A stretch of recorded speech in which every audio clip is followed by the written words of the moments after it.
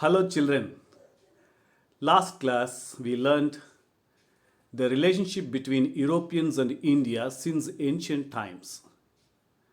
Constantinople, which was the main land route, was closed, and the Europeans found a new sea route to India.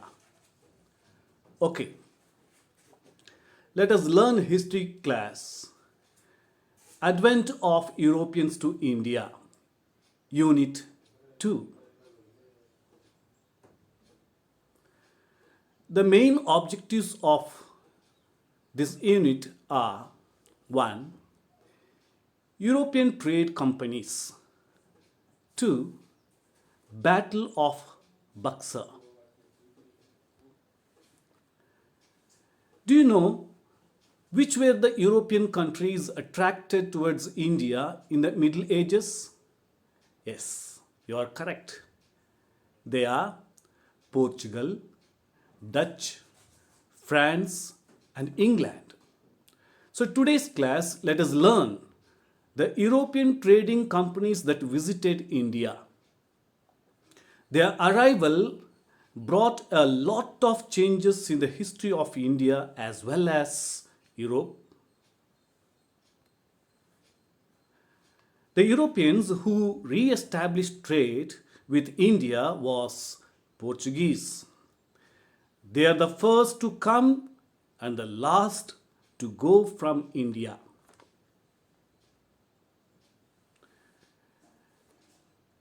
Can you identify the person who is seen on the screen?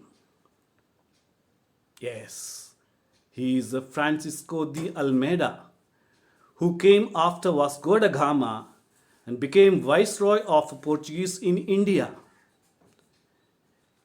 He brought a new policy called Blue Water Policy.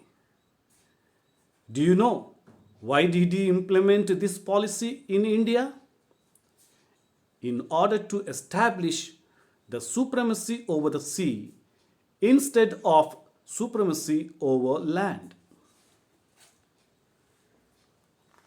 The real founder of Portuguese Empire in India was Alfonso de Albuquerque. In order to establish a strong foundations, he had to fight against the Bijapur Sultan in 1510 and made Goa as a capital city of Portuguese in India and made Portuguese strong for about 100 years. Who was the real founder of Portuguese Empire in India? Can you tell me? Good, children. It was Alfonso de Albuquerque. The second European country that came from Holland or Netherlands to India was Dutch in 1602. Though they came to Eastern countries with the aims of doing business with Eastern countries like India, Java, Sumatra, Indonesia, etc., but they could not stay longer in India because they were unable to face the competition from English and French. They had established warehouses in Surat, Broch, Kambe, Cochin, Nagapatnam, Masulipatanam, etc., but left all these centers and concentrated towards southeastern spice-rich islands. In 1600, Queen Elizabeth gave a royal charter.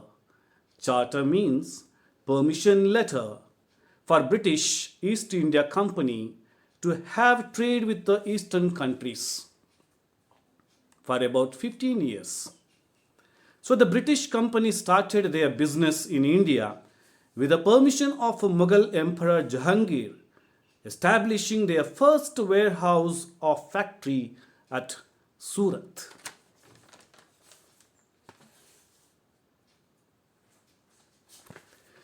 In 1617, Sir Thomas Roe came to the court of Jahangir from James Court as an ambassador and established factories in Agra, Ahmedabad, and Broch.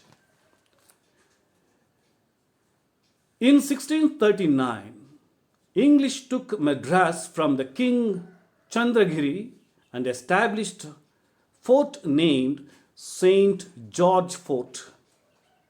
Later in 1668, the British East India Company got Bombay for annual rent from Charles I, the Prince of England. In 1690, the British built Fort William on the banks of Hooghly River. By 17th century, Bombay, Madras, and Calcutta became the main trading centers of the English. In the 18th century, they made Calcutta as their capital city, and in order to bring these areas, they implemented their own civil and criminal laws. The fourth Europeans entered India was French East India Company in 1664. Their first factory was at Surat. Later it was in Machilipattanam, Chandranagur, Mahe, Karaikal, etc.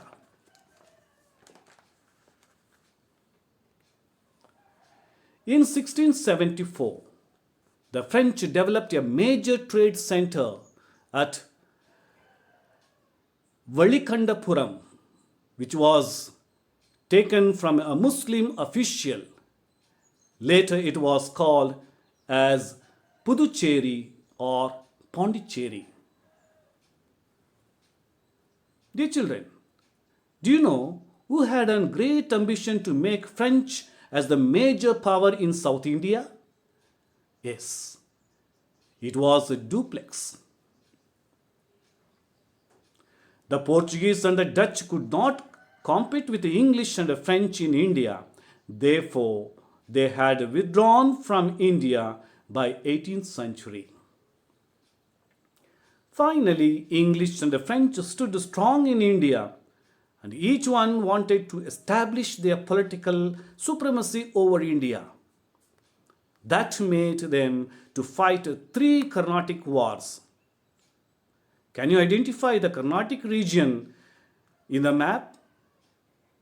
Whole Tamil Nadu region. Here you can see the first Carnatic war. Here you can see Robert Clive, who led the English army in the second Carnatic war. This is the third Carnatic war, where the French fully lost in the war and completely surrendered to the British in the year 1761. After the end of 3 Carnatic wars, Britishers became powerful in South India, mainly in the regions of Tamil Nadu and Hyderabad. Then they concentrated towards Bengal, as it was well developed in agriculture, commerce, and industry. Dear children, please note here, this year, Carnatic Wars and Battle of Plassey, they have been reduced from the chapter. I am just saying a few points to tell you how Britishers developed their political power in India. Here is a Mughal ruler, Farrukh Shiara, who issued the power called Dastak. This is the Battle of Plassey, fought in the year 1757.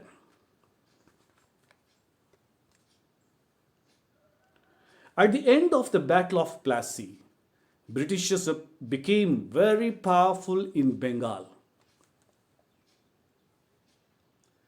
Let us learn briefly the Battle of Buxar.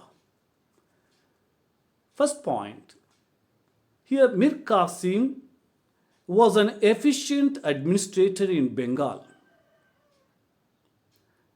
Earlier, he was very faithful to the British company. Beginning, he gave 2 lakh pounds and a few places to the Britishers. Later, he declared himself as an independent king. When Mir Qasim found out that the dastak, that is a special license which was given to trade for the Britishers, was misused, he made the business as tax-free in Bengal. That made Indians to compete the Britishers in business, and Britishers suffered a lot. Immediately, Britishers removed Mir Qasim from the power and made Mir Jafar as the ruler of Bengal. As Mir Qasim knew the cunningness of the Britishers, and with the help of the merchants, artisans, he made agreement with the Mughal ruler Shah Alam II and Suj ud Daul, the Nawab of Awadh. The Battle of Buxar was started between the combined army of Mir Qasim and the British army led by Hector Munro at Buxar in the year 1764. The combined army completely lost in the war against the Britishers. Dear children, shall we see the results of the Battle of Buxar? Point 1. Mughal ruler Shah Alam II gave the Diwani rights, that is collecting the tax, mainly the land tax, to Britishers in Bengal. Second, Shah Alam gave away all the rights over Bengal to the British for an annual fee of rupees 26 lakhs. Thirdly, you can see the Nawab of Awadh had to give fine of rupees 50 lakhs to the Britishers. And fourthly, you can see after the death of Mir Jafar, the company paid a pension to his son and took off all administrative power of Bengal. After the Battle of Buxar, the complete power over Bihar, Bengal, and Orissa went into British. Even Awadh region, presently it is in UP, came under their control. Robert Clive brought a new concept called dual government in the year 1765. What is the dual government?